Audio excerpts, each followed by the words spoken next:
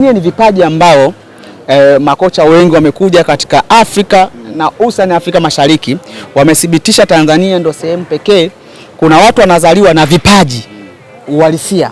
Na Safari Laga amesema hivyo vipaji ambavyo vinapatikana katika tumbo la Tanzania, wao wanahitaji hivyo vipaji kuachukua na kuwapeleka mbali zaidi. Sisi kama wapenda michezo na sisi kama watu wa mpira tunasema asante Safari Laga kwa heshima ambayo mnaenda kuitengeneza kwa ajili ya mpira wa nchi hii. Inawezekana mtoto wa mjomba wako au wewe kesho akawa tajiri kupitia fursa hii ambao barabara imechongwa na Safari Laga. Kwa sisi lazima tuwashukuru Safari Laga. Ni heshima kubwa sana kwa mpira nchi, ni heshima kubwa kwa vijana ambao wana ndoto ya kuwa watu wakubwa kupitia na mpira. Safari Laga amekuja kurahisishia hizo njia. Sisi tunasema kwa ujumla waandishi wa habari ambao mmefanya kazi kubwa kupublish hili jambo, na tunaambia vijana endeleeni kufanya mazoezi mara kwa mara kwa sababu Safari Laga wako nyuma yenu, wanataka kuja kuwakomboa kwa kupitia mpira wa miguu.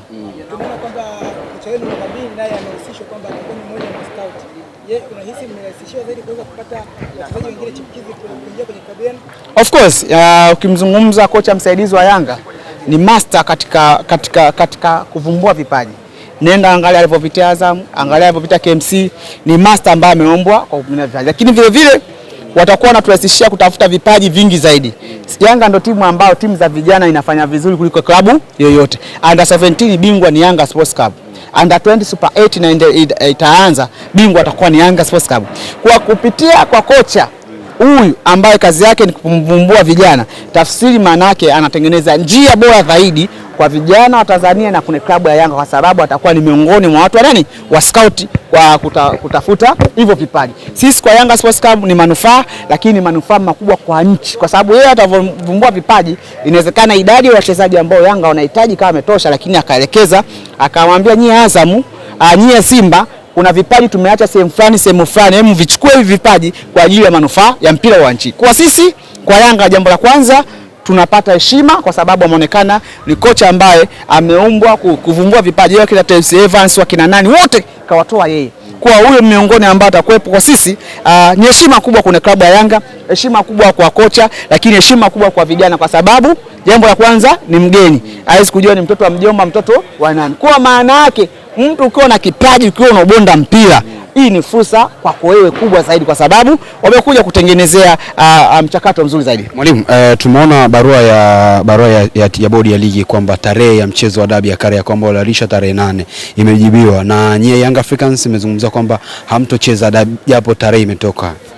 Kwanza jambo la kwanza na tuzungumza mara mwisho na dada hapa nakumbuka. Msingi wote lazima tufahamu msingi ni nini, shida ni nini.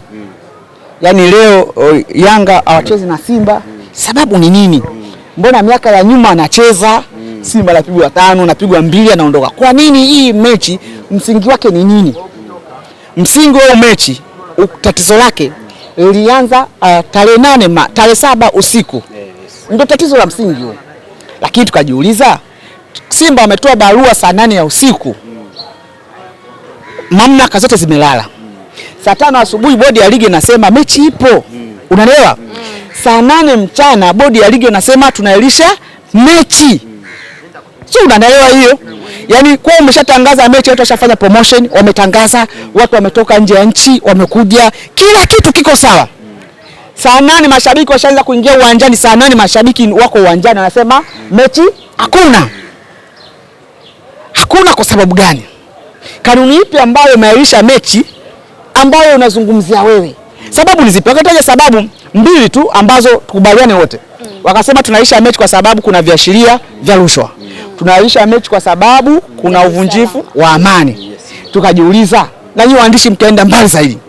Kama sababu ni hizo, ni nani anadili na amani, kulinda raia na mali zake? Ni jeshi la polisi.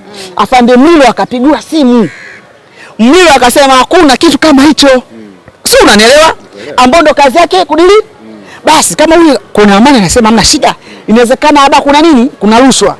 Akapigwa afande wa Temeke au Watakukuru akasema hakuna jambo kama hilo. Kwa tafsiri ya karaka bodi ya ligi wanadanganya umma, au mimi nakosea? Kwa maelezo yako uko sahihi. Niko sahihi. Hiyo yote. Lakini kasome paragrafu ya mwisho, aya ya mwisho. Wakasema tutafanya uchunguzi baada ya kufanya uchunguzi itakuja taarifa tutatoa kwa umma kabla hatujapangia ratiba mchezo mwingine. Au tumekosea? Ni sawa. Nyie waandishi wa habari mmepewa barua taarifa za uchunguzi? Bado. Kwa tafsiri maana yake ni nini? Kiini chote unaona kuwa bodi ndio walikosea. Sio? Bodi ndio wenye makosa. Lakini sasa umefanya hayo makosa yote. Je, ukifanya makosa kuna jambo kubwa namna hiyo? Kwanza ni jambo hilo kubwa unatakiwa leo. Kiuchumi, kijamii na kisiasa. Ni jambo kubwa kiuchumi. Kuna watu ambao mama ntilie na watu kibao ambao walikuwa wanafanya biashara siku zile, mitaji yao yote imekufa kwa sababu walitangazia watu hawatakuja wakati wa asubuhi ambao mechi ipo. Wao wamepata hasara. Au mimi nakosea? Uko sawa. Kiuchumi nyingine ambao unaweza kufahamu wewe. Nyingine. Kuna watu wametoka nje ya nchi. Wamekuja katika hizo Tanzania. Wamesema taangalia dabi, tutaenda kutembelea sehemu nyingine. Wanafika pale utana disappointed hiyo ya kuwa mechi hamna. Unanielewa? Mtu amepata hasira ameondoka. Lakini kijamii, mahusiano hiyo kisosho, hiyo mahusiano. Mmejenga mahusiano gani baada ya dabi? Je, muone kama kuna ukuta mkubwa umetengenezwa hivi kupitia hiyo dabi? Kwa yote maana yake ni nani? Lakini hata tujiulize. Na hii tusaidie watu wenye mamlaka. Hapa aje TCRA. Ndio. Hapa ndo tulinao TCRA watuambie. Mawasiliano tarehe 7 na tarehe 8. Wale ambao wameahirisha hiyo mechi hawakuwasiliana na mtu mwingine mpaka kupata shinikizo kuahirisha hii mechi. Ndio unachokihitaji. Mimi ninachokihitaji. Mawasiliano tarehe 7 hao wote kuanzia mwenyekiti wa bodi ya ligi. Mwenyekiti wa bodi ya ligi. Umeelewa? Wajumbe wote wa bodi ya ligi.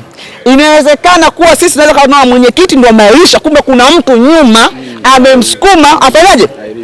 Haiwezekani duniani. Ukisoma ile ripoti ya 2021-22 walisema baada ya ile mechi ambayo walisema mechi ni saa 11, amsasau. Tunakumbuka. Baadaye wakapeka saa 1 usiku. Wakasema hapana, kanuni haziruhusu mtu kuahirisha ndani ya masaa mawili, atakao uahirishe ndani ya masaa ngapi? Masaa 48. Yanga akaja, baadaye Simba akaja, baadaye mechi kali. Walivyoenda kukaa kwenye kikao, wakasema hili jambo la kuvunja kanuni sijirudie. Hawajavunja tena. Tuambie. Shida ya Yanga katika hiyo mechi ni nini? Au tatizo la Yanga? Wao wanazungumzia tatizo la Yanga. Nimetaja mchakato huu wote. Yanga hapo na tatizo gani? Tarehe 8 kati ya Yanga na Simba nani aje uwanjani? Simba ndio aje uwanjani. Nani? Hakuja kwa sababu taarifa ilikuwa umeshinda kunielewa. Kuna kusitishwa mchezo. Kasoma hiyo taarifa ya Simba. Taarifa ya Simba haina tarehe. Hiyo taarifa ya Simba wametoa haina sahihi. Si unanielewa? Yaani bodi ya ligi wamechukua taarifa haina sahihi, haina na tarehe. Au mimi nakosea? Au tafuta taarifa ya Simba. Hiyo maana yake ukienda kisheria maana yake invalid haitambuliki. Si unanielewa? Na ile wameka kimtego. Kwa nini bodi ya ligi wamekubali? Taarifa haina tarehe wala sahihi. Akati tunafahamu lazima taarifa iwe na sahihi na tarehe kwa ajili ya kukuambia bwana tarehe fulani ndio barua imetolewa na huyo ambaye ametoa maana yake ni huyu ni mtendaji. Au nyinyi waandishi wa habari mjafundishwa sifa za taarifa na pamoja na barua? Mjafundishwa? Uko sawa. Niko? Uko sawa. Kwa nini bodi ya ligi imekubali ile barua taarifa? Lakini jambo la pili, nyinyi wote tusifanye watu ambao mjui. Walikimbia mechi kwa sababu walikuwa wanajua wachezaji 5 wanaumwa. Yule Kibleni alikuwa anaumwa, Pipi ni Kamala, Shemalon, Kapombe alikuwa anaumwa, mpaka na Mangungu mweketu wako anaumwa. Sasa hiyo anaumwa kwenye mechi. Sasa hiyo hata kama ungekuwa wewe, tukubaliane hata ungekuwa wewe. Wachezaji wote wanaumwa, utakubali kuleta timu uwanjani? Yanga ile Pacome. Sikiliza, hadi Pacome ndio mchezaji pekee katika nchi ya Ivory Coast peke yake, wawili. Yeye na Didier Drogba. Didier Drogba baada ya kuondoka Gabo Laurent Gabo, yes kama sikosea, Rais wa Ivory Coast, ule mgogoro, Didier Drogba ndo akatengeneza amani pale Ivory Coast. Au mshasauni watu? Pacome ndo mchezaji peke yake katika nchi ya Ivory Coast ametungiwa nyimbo peke yake. Kutoka Yanga hiyo. Sio kutoka Yanga, yani kulingana na anacheza Yanga? Yes, kulingana na vobonda mpira na ubongo mguni. Ndo mchezaji peke yake Ivory Coast wenye heshima. Ukimwacha Didier Drogba ambaye amefanya usuluhishi nchi ya Ivory Coast kuondokana na vita yenyewe kwa yenyewe na nchi kuwa huru, wakamtengenezea heshima hiyo na kumwimbia nyimbo. Mwingine ni Pacome Zouzoua. Alivyokuwa MVP walimpa gari na wakamtengenezea sasa kumwimbia na nyimbo. Sasa hajitu kama Pacome. Ndio walichokiogopa. Sasa wewe Pacome afanye masiala. Na hii kama nyie mnafanya research vizuri. Mwezi wa pili, si ndio? Pacome alikuwa na tuzo ngapi? Pacome ndio mchezaji pekee. Na hii ndio tunasema bodi ya ligi ina matatizo kwenye sehemu. Kwa mfano, Pacome alicheza mechi katika mechi 4 Yanga alicheza mwezi wa 4. Mechi 3 alicheza Pacome. Si kama unajua alicheza mechi na Tabora. Si ndio? Alikuwa man of the match. Katengeneza assist 2. Au umesahau? Akaja kuja hapa mechi na Coast. Yes. Hapa, si ndio? Yes, yeah. Akafunga goli. Akatoka hapa akaenda na Azam akafunga goli. Yaani ndani ya mwezi Aprili katika mechi 3 Pacome kachangia Yanga amechukua pointi 9. Pointi 9. Huyo mchezaji ajaye mchezaji bora mwezi wa 4. Wameenda kumpa Idi Kipagule katika mechi 4 alizocheza kachangia klabu ya Dodoma pointi 7. Ina maana gani hiyo mwalimu? Sasa ndio tukisema kama kuna vitu ambavyo hii timu mnaionea ndio kama hivyo. Sasa inahitaji kwenda shule. Yaani mchezaji ambaye amecheza mechi 3, katika mechi 3 ametoa mchango wa magoli, amekuwa man of the match 2, mechi na Azam kafunga goli wakamvunja ili atoke nje. Au mshasahau watu? Kumbuka. Sio? Katika mechi 3 alizocheza mwezi wa 4, kasaidia Yanga amekusanya pointi 9. Na huko kuna mchezaji amecheza mechi 4, kasaidia timu yake imekusanya pointi 7. Ni nani amechangia zaidi? Mwenye mechi 3. Mwenye mechi 3. Mchezaji bora mwezi wa 4 ni nani? Pacome. Useme Pacome, yani wewe wenye mamlaka mmempa ili Kipagule wamemwacha Pacome. Ndio hoja inakuja ya mwaka jana. Yani katika viungo ambao wamefanya kazi kubwa katika nchi hii hadi Aucho, hata kwenye kikosi hakuepo. Au nyinyi mmesahau hivyo vitu? Na hivi vitu mwambie nyinyi waandishi wa habari. Ni kazi yenu ambayo mnaripoti kila siku. Huyo ni nani? Pacome Zouzoua. Lakini jambo la msingi kuliko lote, kama waliweza kukimbia tarehe 8 Machi, na kama kweli unaweza kujikaza, tunaombea hapa mai wetu ajikaze, ajitahidi ashinde katika CRDB Federation, tukutane finali.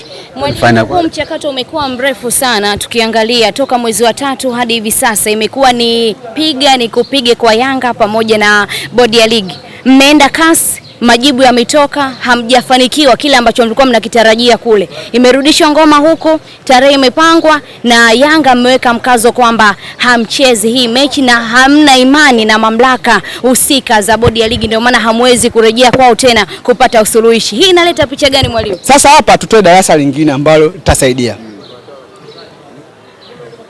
Niendelee au? Endelea. Okay. Sasa hapa darasa